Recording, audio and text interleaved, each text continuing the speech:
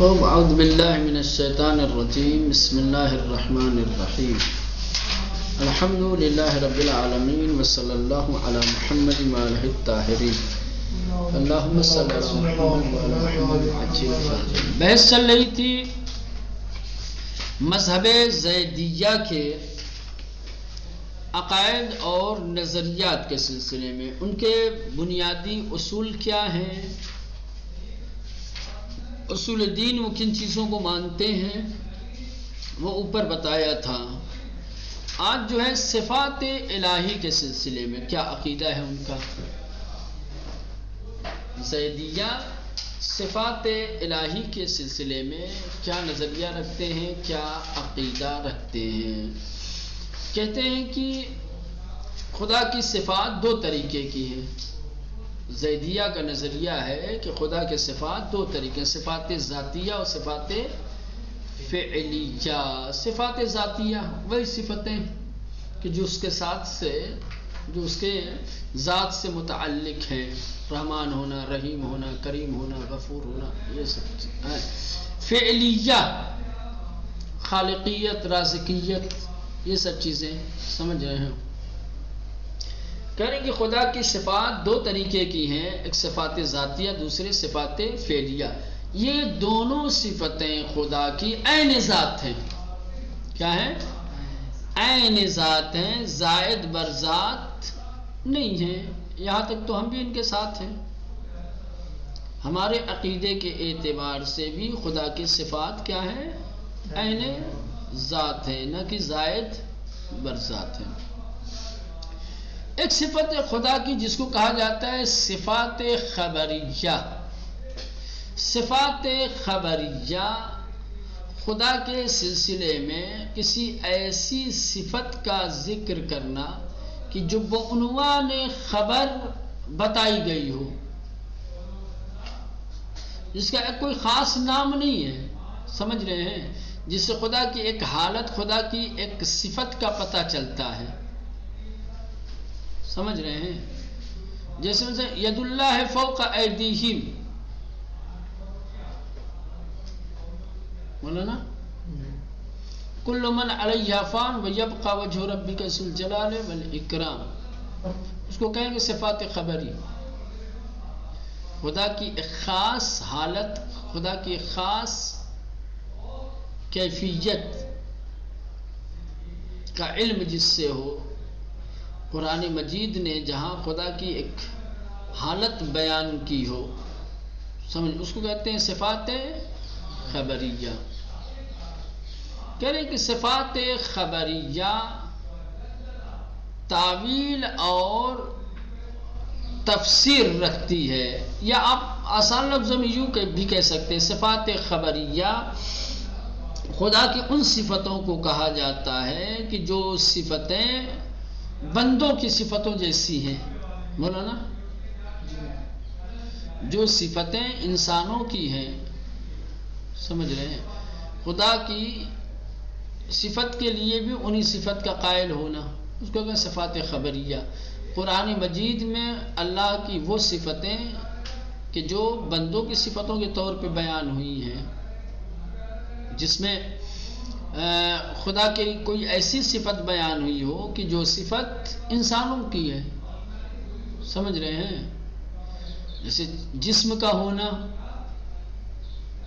جسم کا ہونا یہ انسان کی خاصیت ہے.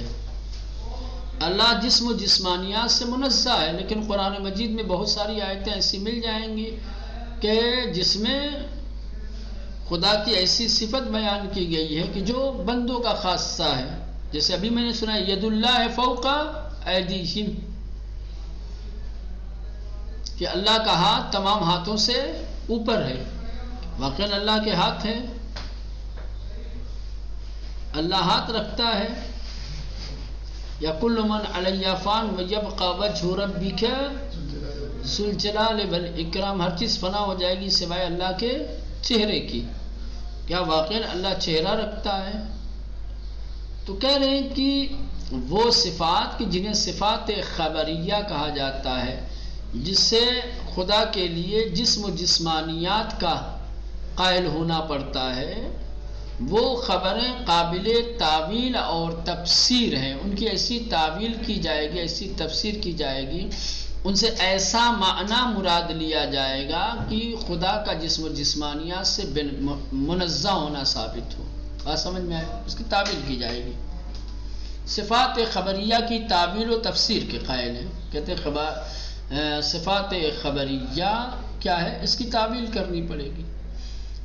متن میں جو کلمہ استعمال ہوا ہے، جو لفظ آیا ہے، اس کا حقیقی معنی مراد نہیں لیا جائے گا۔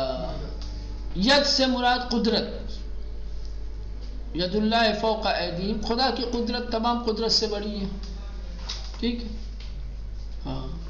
وجہ سے مراد ذات، جناب آواز نہیں آ ہر رہی۔ چیز فنا ہو جائے گی سوائے اللہ کی ذات کے، ذات الہی باقی رہے گی۔ تو یہ اس طریقے سے صفات خبریہ کے بارے میں زیدیہ کا اعتقاد یہ ہے کہ یہ صفتیں قابل تعویل و تفسیر ہیں، اور اعتقاد رکھ ہر گونے مشابہت صفات الہی را با صفات بشری نفی میکنند، اور ہر وہ صفت کہ جو اللہ کو بندوں کی صفتوں سے مشابہ بنا دے اس کے منکر ہیں، کہتے ہیں کہ نا خدا میں کوئی ایسی صفت نہیں پائی جاتی کہ جو صفت بندوں میں پائی جاتی ہے، خدا کی صفتیں عین ذات ہیں۔ بنابر ان ید اللہ را دست نعمت و قدرت الہی تعویل میکنند، لہذا ید اللہ کی تفسیر اور اس کی تعویل کس سے کرتے؟ قدرت الہی دست نعمت سے، سمجھ رہے ہیں؟ چونکہ ید بندے کی صفت ہے، ید رکھنا، ہاتھ رکھنا، ٹھیک ہے؟ اگر ہم خدا کے لیے بھی ید کے قائل ہو جائیں تو خدا بندوں سے مشابہ ہو جائے، لیکن چونکہ خدا کی بندوں کے ساتھ مشابہت سے نفی کرتے ہیں، کہتے ہیں خدا کے اندر کوئی ایسی صفت نہیں ہے کہ جو صفت بندوں سے مخصوص ہے، لہذا صفات خبریہ کہ جو انسان کا خاصہ ہے، انسان کے صفات میں جس کا شمار ہوتا ہے، اگر وہ خدا کے لیے ایسی صفتیں بیان ہوئی ہیں تو اس کی تعویل کی جائے گی، اس کی تفسیر دوسرے معنی پر، غیر حقیقی معنی پر حمل کیا جائے گا۔ جیسے ید اللہ آیا ہے تو ید اللہ کی تفسیر و تعویل قدرت سے کی جائے گی۔ جنب اللہ رب اطاعت خدا تفسیر کر دے، جنب اللہ کی تفسیر اطاعت خدا سے، وعین اللہ رب معنی حفظ علم الہی، اور عین اللہ کی تفسیر و تعویل علم الہی اور حفظ الہی سے کی جائے گی۔ خلاصہ کلام یہ ہوا کہ زیدیہ خدا کے بارے میں دو طریقے کی صفتوں کے قائل ہیں، ایک صفات ذاتی، دوسرے صفات فعلی۔ ان دونوں صفات کو زیدیہ عین ذات سمجھتے ہیں، اور خدا کی صفات خبریہ کے بارے میں تفسیر و تعویل کے قائل ہیں، اور کہتے ہیں کہ صفات الہی کو صفات بشری سے مشابہت نہیں دی جا سکتی کسی بھی صورت میں، لہذا ہر طریقے کی خدا کی ان صفات کو کہ جو بشری صفات کے مشابہ ہو اس کی نفی کرتے ہیں، اس کا انکار کرتے ہیں۔ لہذا جہاں کہیں بھی خدا کی صفات خبری قرآن میں آئی ہے، روایتیں میں آئی ہیں، اس کی تعویل و تفسیر کرتے ہیں۔ دوسری چیز ہے عدل الہی، ان کے بنیادی عقائد میں سے دوسرا عقیدہ کس کا ہے؟ عدل الہی۔ زیدیہ عدل الہی کے بارے میں اعتقاد رکھتے ہیں اور کہتے ہیں کہ ہر قسم کی قبیح چیز کیا ہے؟ خدا سے دور ہے، نفی کرتے ہیں۔ کیوں؟ کہہ رہے کہ اس لیے کہ قبیح کا منشا جہل ہوتا ہے یا ضرورت ہوتی ہے۔ جہاں کہیں بھی آپ کو کوئی ناپسند چیز نظر آئے گی، قبیح چیز نظر آئے گی، تو اس قبیح کا سرچشمہ، اس کا منشا دو چیزوں میں سے کوئی ایک چیز ہوگی، یا تو جہالت کی وجہ سے یا پھر ضرورت کی وجہ سے۔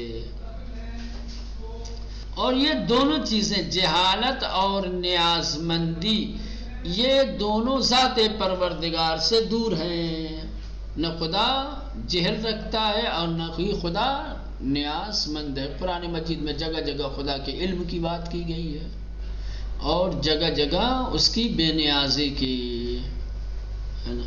ان اللہ هو الغنی وانتم الفقراء۔ تو اب اس کو ضرورت ہی نہیں ہے کہ کوئی قبیح عمل انجام دے۔ قبیح عمل وہی انجام دیتا ہے، نا انصافی وہی کرتا ہے، بے عدالتی اسی سے سرزد ہوتی ہے جو جاہل ہوتا ہے یا محتاج ہوتا ہے۔ جہاں کہیں بھی آپ کو ناانصافی دکھائی دے تو سمجھ جائیے کہ اس ناانصافی کی وجہ، اس کا سرچشمہ ناانصافی کرنے والے کی جہالت ہے یا پھر اس کی اپنی ضرورت ہے، یا ضرورت کے تحت ایسا کر رہا ہے، کوئی منفعت ہے اس میں، اس کی کسی کو نقصان پہنچانا چاہ رہا، اپنا فائدہ اٹھانا چاہ رہا، جو بھی اس کی ضرورت اس سے کرواتی ہے ایسا، یا تو پھر جاہل ہے، صحیح طریقے سے فیصلہ نہیں کر پا رہا ہے، تشخیص نہیں دے پا رہا ہے کہ میرا یہ عمل انصاف ہے یا نا انصاف ہے۔ تو عمل قبیح، ہر طریقے کے عمل قبیح کی خدا کی ذات سے نفی کرتے ہیں، کہتے ہیں کہ خدا ناانصافی، بے عدالتی نہیں کرتا، کوئی بھی قبیح عمل انجام نہیں دیتا، کیونکہ قبیح کا سرچشمہ، ٹھیک، اس کا منشا، اس کی وجہ یا جہالت ہوتی ہے یا نیاز مندی اور ضرورت ہوتی ہے، اور خدا کی ذات سے یہ دونوں چیزیں دور ہیں، نہ خدا جاہل ہے اور نہ ہی خدا نیاز مند۔ بنابر ان زیدیہ بحسن قبح ذاتی اشیاء معتقدان، لہذا زیدیہ اشیاء کے حسن قبح ذاتی کے قائل ہیں، کہتے ہیں کہ اشیاء کیا ہے، ذاتاً حسن قبح رکھتی ہیں، از ان فعل خدا رب مقتضائے حسن اشیاء میدانا، لہذا خدا کے فعل کو حسن اشیاء کا مقتضی سمجھتے ہیں۔ السوء دیگر معتقدن کی قضاء و قدر الہی بر مقتضائے عدالت اوس و خداوند بغیر حق قضا نخواہد کر، لذا زیدیہ ان نظر باطل میدانن کی ارتکاب معاصی السوء بندگان بر مبنائے قدر و قدر الہی باشا۔ دوسری جانب زیدیہ اس بات کا اعتقاد رکھتے ہیں کہ اللہ کی طرف سے جو قضا و قدر ہے وہ بھی عدالت کی مقتضی ہے، وہ بھی عدالت کی بنیاد پر ہے، قضا و قدر الہی بلکہ عدالت کا ایک حصہ ہے، عدالت سے ہٹ کر کے خدا قضا و قدر بھی معین نہیں کرتا، قضا و قدر الہی جسے کہا جاتا ہے وہ بھی عدل کی بنیاد پر ہے، لہذا خداوند متعال حق کے بغیر کیا ہے، کوئی فیصلہ نہیں لیتا، جو فیصلہ لیتا ہے، جو کچھ مقدر کرتا ہے انسان کے لیے، جو کچھ معین کرتا ہے وہ سب برحق ہوتا ہے، عدل و انصاف کی بنا پر ہوتا ہے۔ لہذا زیدیہ اس نظریے کو باطل کر دیتے ہیں جو یہ کہتے ہیں کہ بندے جو معاصی اور گناہ کرتے ہیں اس کا مبنا قضا و قدر الہی ہوتا ہے۔ بعض مکاتب فکر کیا ہے، یہ اعتقاد